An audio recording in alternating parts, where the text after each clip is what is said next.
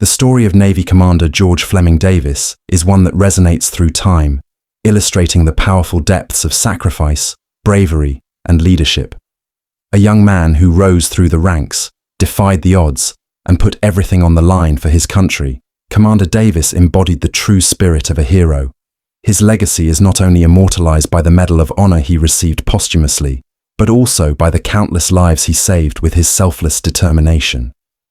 Born on March 23, 1911, in Manila, Philippines, George Davis's life was one of quiet ambition and relentless dedication.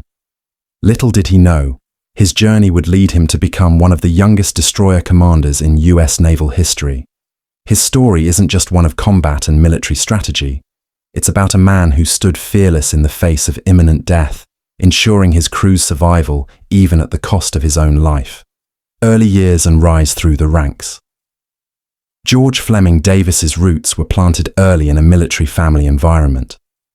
Raised in a world where discipline and duty were of utmost importance, Davis's father worked at Naval Base Subic Bay, a key military station in the Philippines.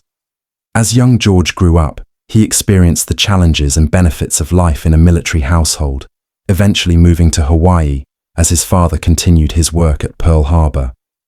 After his early schooling at Punahou School and McKinley High School in Honolulu, Davis's passion for military service led him to the U.S. Naval Academy, where he not only excelled in academics, but also in sports. In 1934, he graduated and was commissioned as a naval officer. Davis's early assignments were on the heavy cruiser USS Tuscaloosa, where he served as an aircraft gunnery observer, an important role that would shape his future leadership. Surviving Pearl Harbor. By 1941, Davis had risen to the rank of lieutenant, and his career seemed on a steady climb. But fate had something far more testing in store for him. On December 7, 1941, the Japanese attacked Pearl Harbor, an event that would forever alter the course of World War II and Davis's life. During the raid, Davis was aboard the battleship USS Oklahoma, which was tragically sunk. Yet Davis survived, and despite the devastation surrounding him, his resolve remained unbroken. Transferred to the light cruiser USS Honolulu after Pearl Harbor, Davis played key roles in several crucial battles, including operations in the Aleutian Islands, Guadalcanal, and the recovery of Guam. His leadership was starting to shine through, and by mid-1944, he was promoted to commander and tasked with a new challenge. The USS Walke, the final test of bravery. In late 1944, Davis assumed command of the USS Walke, a destroyer that would soon become the stage for his most heroic and tragic act. At just 32 years old, Davis was one of the youngest destroyer commanders in U.S. naval history. Little did he know, his leadership would soon be tested in the most unimaginable way. In early January 1945, the USS Walke was stationed off the shores of Manila and later joined the invasion of Luzon.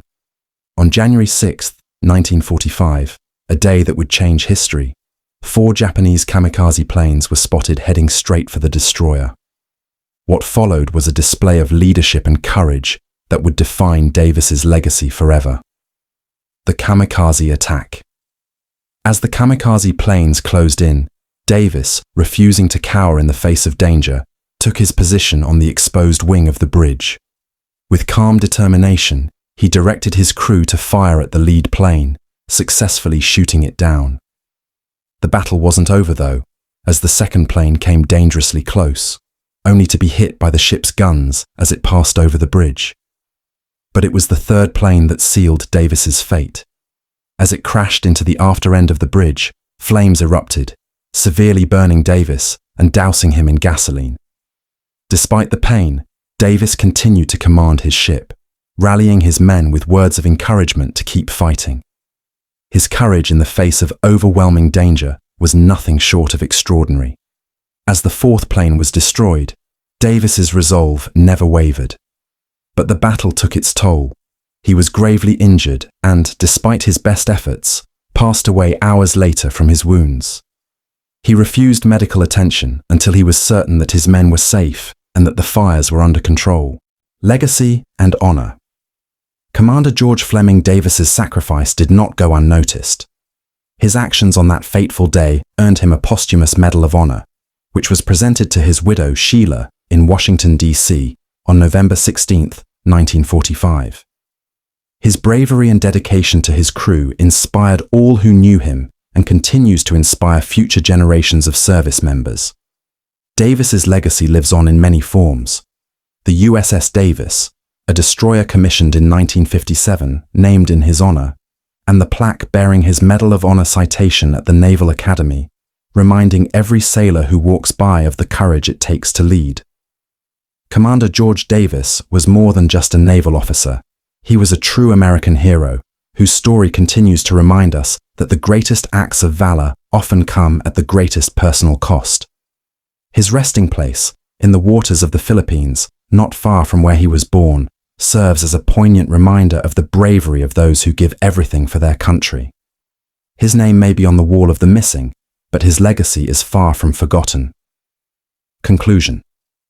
Commander George Fleming Davis's story is one of selflessness, courage, and ultimate sacrifice. His leadership during the Kamikaze attack saved countless lives, and his unwavering dedication to his crew solidified his place in American history. His life proves that true heroes aren't defined by the medals they receive, but by the sacrifices they make for others. Commander Davis's legacy is one of indelible bravery, and we honor him not just for the way he led, but for the way he gave everything for those he swore to protect. His story is a testament to the unyielding spirit of the American soldier, one that will forever inspire those who follow in his footsteps.